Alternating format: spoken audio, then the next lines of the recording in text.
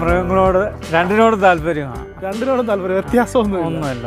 ചില പ്രായത്തിൽ അപ്പനും അമ്മയൊക്കെ ചെയ്തതുകൊണ്ടും പിന്നെ എനിക്ക് അതിനുള്ള ഇഷ്ടം കൊണ്ട് മാത്രം ചെയ്യുകയാണ്. അപ്പമായിട്ട് എനിക്കൊന്നും തോന്നുന്നില്ല. നമ്മുടെ പ്രയത്നം, അധ്വാനത്തിൻ്റെ ഫലം പ്രയത്നിച്ച് കഴിഞ്ഞാൽ തീർച്ചയായിട്ടും നമുക്ക് കിട്ടും. തീർച്ചയായിട്ടും നമുക്ക് എന്തെങ്കിലും ഒരു അത്യാവശ്യം വന്നു കഴിഞ്ഞാൽ ഒരു 10 പൈസയുടെ ഒരാളെ ആശ്രയിക്കേണ്ട കാര്യം വരില്ല.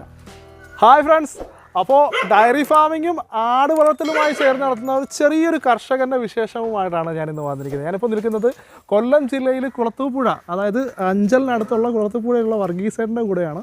അപ്പോൾ ഇവിടെ ചെറിയ രീതിയിൽ ഫാമിംഗ് ഒക്കെ ചെയ്ത് അതിൽ നിന്ന് വരുമാനം ഉണ്ടാക്കുന്ന ഒരു സാധാരണ കർഷകനാണ്. അപ്പോൾ അദ്ദേഹത്തിൻ്റെ കുറച്ച് വിശേഷങ്ങൾ നമ്മൾ ഈ വീഡിയോയിൽ ഉൾപ്പെടുത്തിയിരിക്കുന്നത്. അപ്പോൾ കൂടുതൽ കാര്യങ്ങൾ നമുക്ക് കണ്ടും കേട്ട് തന്നെ ആസ്വദിക്കാൻ നമുക്ക് നേരെ പോകാം വീഡിയോയിലേക്ക്.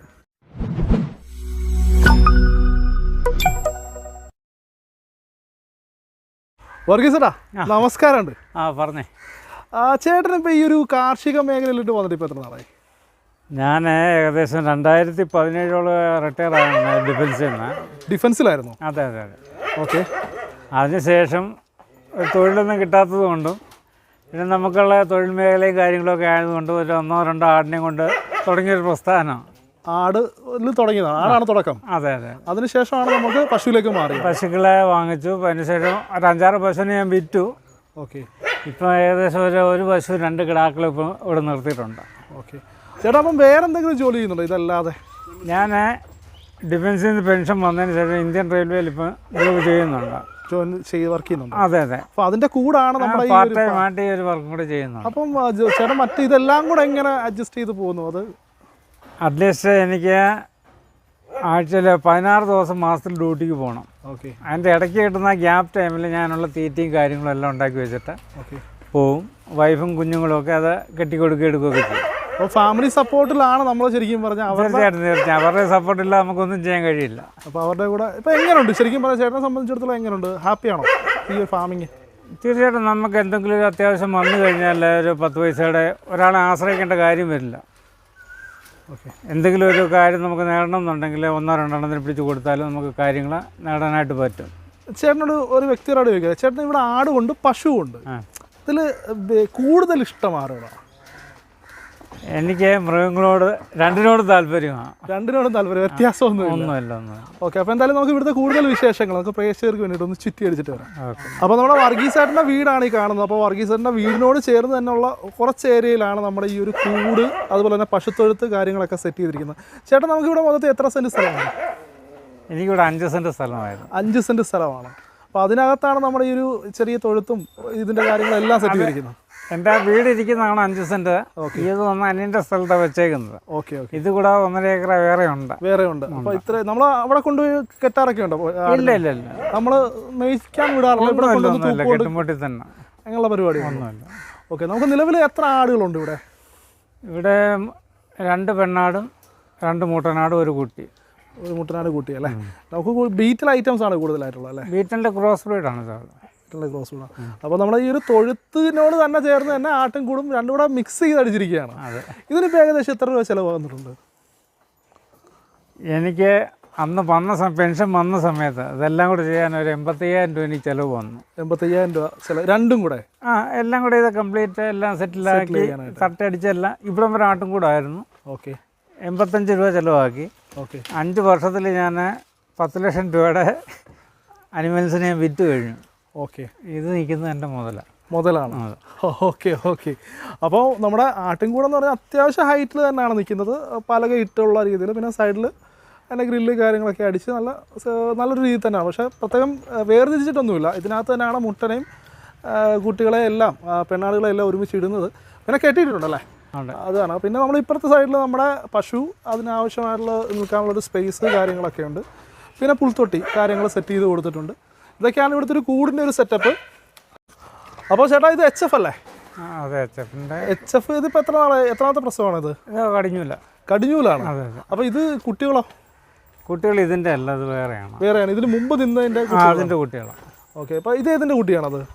അത് വന്നിട്ട് വേറൊരു ജേഴ്സിയുടെ ആയിരുന്നു. ജേഴ്സിയുടെ കുട്ടിയാണല്ലേ? അത് ആൺകുട്ടിയാണോ അതോ കാളയാണോ? പെൺകുട്ടിയാണല്ലേ? അപ്പോൾ ഇതോ?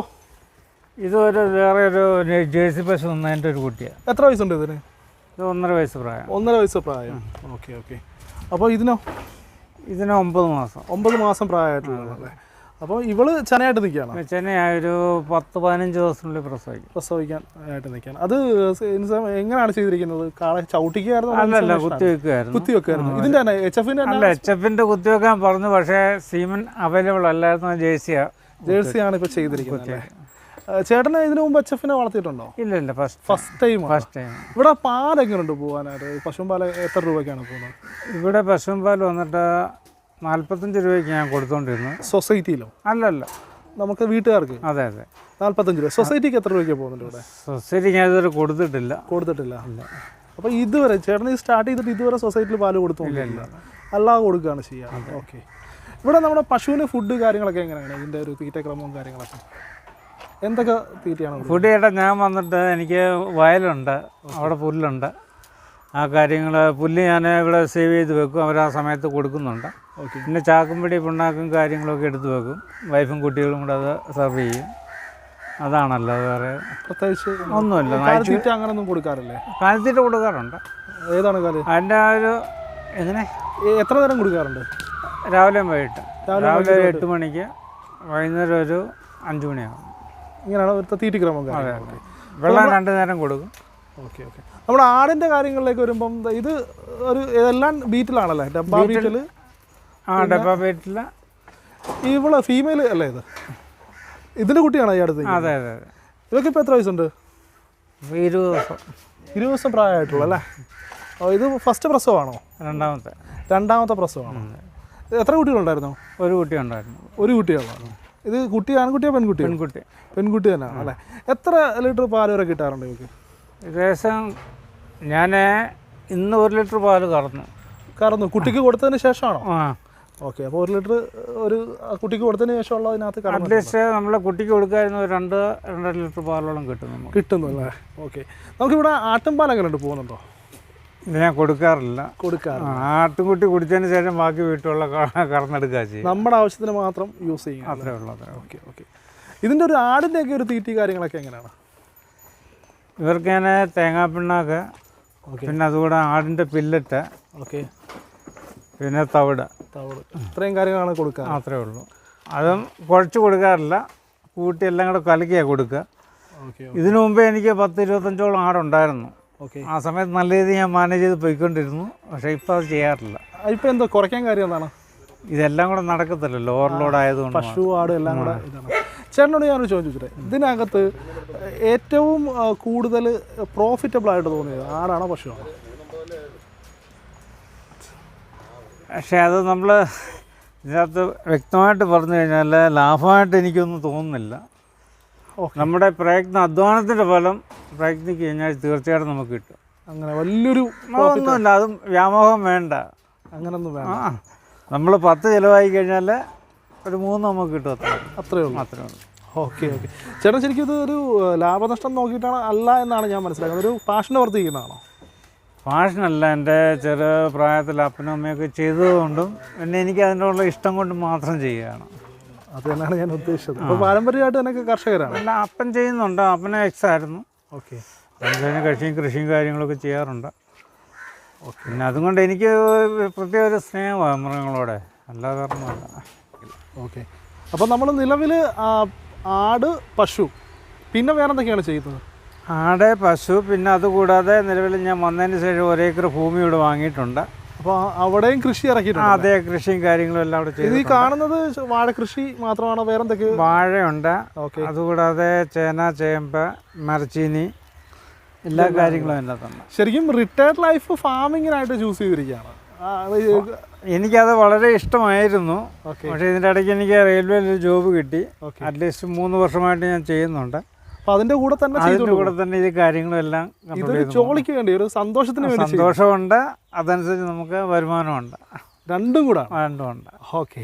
നമുക്ക് മെയിനായിട്ട് ഇവിടുന്ന് ഒരു എന്തൊക്കെ രീതിയിലാണ് ഈ ഒരു ഇതിനകത്ത് നമുക്ക് ഇൻകം ലഭിക്കുക? ചേട്ടന് മെയിനായിട്ട് ഇൻകം നമ്മൾ ഗുരുവിനെ വളർത്തി കഴിഞ്ഞാൽ അതിൻ്റെ ചാണകം, കാഷ്ടം പുരയിടത്തിൽ ഉപയോഗിക്കാൻ പറ്റും. ഓക്കെ.